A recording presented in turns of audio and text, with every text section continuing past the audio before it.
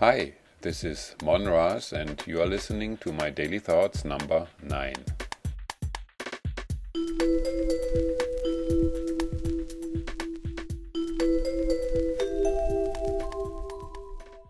Today's reflections are about love. Imagine a living grey matter sitting in a bowl-shaped container that is completely closed.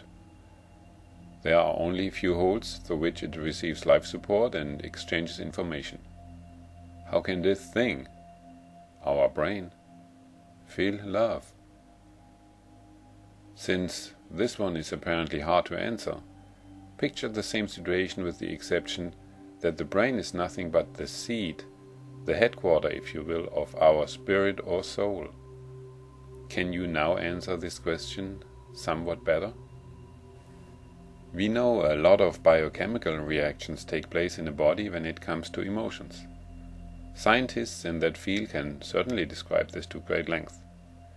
We could also ask experts in the field of neurocomputing, science simulating brain activity, what their opinion is. And how would the picture be drawn if we combine both or more fields of science? At the end and until today, science doesn't know for sure how to describe the body and soul situation, or even answer the question if there is a soul or spirit. So let me go back to DT-006, Daily Thoughts number 6, where I talked about truth and asked if there can be truth without logic or logic without truth. Maybe the following truth without logic situations can help us out here. How is it possible that lost pets sometimes travel hundreds or even thousands of miles to find their way back to their families? How can dogs let themselves die at the owner's grave? How can a cat try to jump from a 4th floor of a building because the owner on the street was calling its name? For your information, luckily the owner's partner could grab the cat in mid-air. How can two people in love come up with the same pick of lottery numbers? How can one partner feel how the other one is doing if they don't speak to each other and are separated by distance? How can one person feel the moment of death or accident of the other? These seem to be cases of facts, truth so to speak, but there is no logic behind. Can we therefore say it's not true, just because we haven't figured out yet how this might work? I repeat again what I said in DT-006. If we look out for that, for events where we see truth without logic, then we should be happy. We found it, the instruction sign that says, dig deeper here, then open the treasure chest and reshape your foundation stone based on what you find. Most people do it the other way. They see truth without logic, things they can't explain and turn their heads and say, this doesn't make sense, so it can't be. I must have had an illusion, or there must be another way to explain it. Much in life is driven by love and its opposite. So what is it then, love? Just a bunch of hormones being out of balance? Or can we describe love as being the completion or fine-tuning of a wave two spirits swing on? While certain hormones play a big part amid sexual activity, the same ones have little to do with true love, or in other words, making love and being in love are two very different situations. The first one only requires key body points, parts and expressions to match a given mental picture to make it work, while the second one encompasses the full understanding and appreciation of the other, even if the body matching isn't there. I'll be talking about true love for the remainder of this session. Full understanding and appreciation. When does this happen? First of all, you and the one to love need to be on the same wavelength, to use this expression. You need to have at least some common ground in the way you think. If that's not the case, then my guess is the relationship will end as soon as the picture of bodily attractiveness fades out. But let's say you have something in common, like chess, meditation or triathlon, probably the reason why or where you met in the first place. Then you have something to talk about.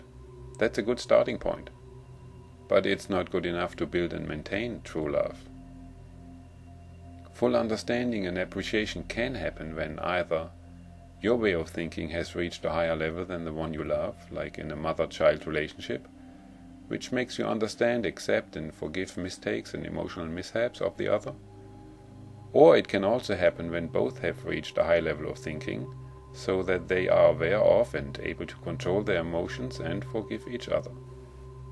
By the way, if the relationship is purely based on anger management, when emotions cannot be controlled, then that's a very tough terrain for true love and personal growth to develop. So let's assume you and your partner or spouse are on the same wavelength, have reached that high level of thinking, and then everything is a-okay?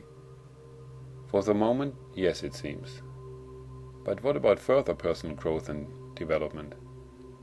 Life is never at a standstill, so you have to be flexible and go along too. Ideally, you and your partner need to be on the same quest all the time, develop in the same direction and at the same speed. And this is where the foundation of thoughts, DT-005 and 6, comes in. If you both have the same goal in life and your relationship is based on the same foundation, then true love has reason to grow, but only if the two of you are ready to work on it all the time. On the other hand, if you approach life from different viewpoints, an incompatible foundation of thoughts, then it is unlikely you're going to walk the same path for a very long time. The conclusion of today's session could be worded like this. If you both physically like or at least accept each other, and if you both seek, do and speak the truth, and if you are both able to check thoughts, actions and happenings for logic, and are able to forgive each other, then you have a good chance of being in love, as long as you maintain status quo. For today, I thank you for your time. May the higher spirit help us evolve. Until the next Daily Thoughts, yours truly, Mon Rasz.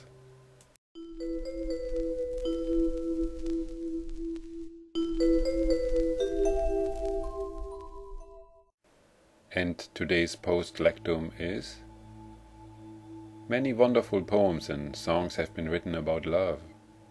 Why don't you, today, write down, draw or record, in its most concentrated form, how you feel about love and the one you love, and make a present out of it?